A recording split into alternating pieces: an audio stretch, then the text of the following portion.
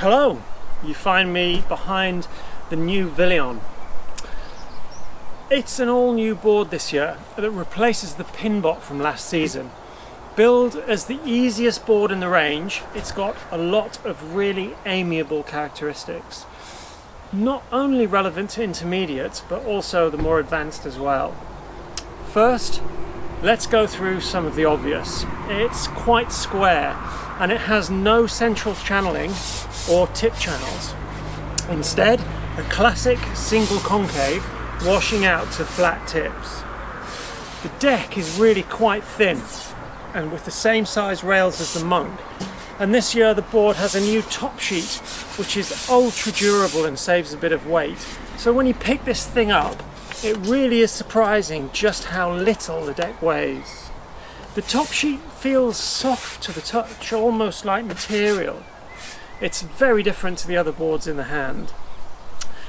We had this for a solid week of testing, and it's fair to say that we had it out in all conditions.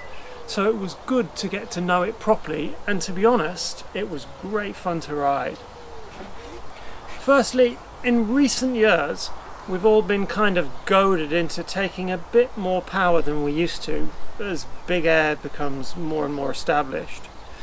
With a good free ride kite in your hands, you forget just how efficient modern twin tips can be, and this Vilion is a perfect example of that. With its lack of channels, squarer outline and ultra efficient rocker, it's the first board in the range to get going, and very impressive upwind. You can really create a lot of apparent wind and power in the kite in the lightest of conditions. Only the Monk can claim to come as close in efficiency, but it can't point as high. It's the king of mainstream range in terms of upwind ability. This year it's also got a few bigger sizes, so it will do well as a light wind deck for those who wish it. The other thing you notice about it is just how plush it is. It's got by far the softest tips in the entire range, and it's very locked in and controllable as the power starts to build. That super efficient nature really doesn't get out of hand until you really start pushing your luck.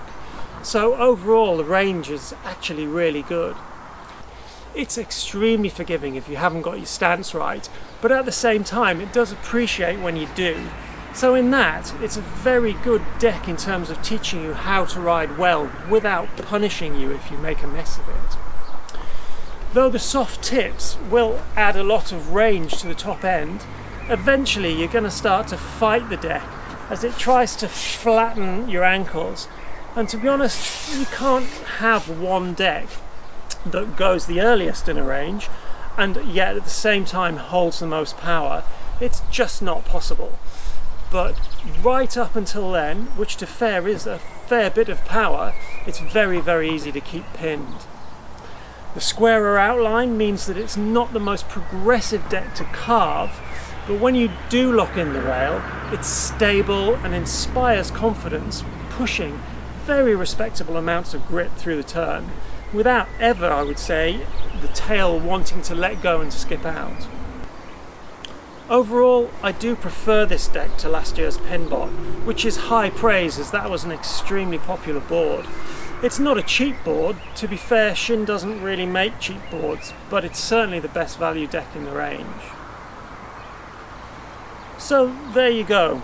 If you're after a deck that's super easy, comfortable, adept in all conditions, excellent upwind, and has really good range, then take a look at the Vilion. I'm sure you'll find it a very enjoyable place to be.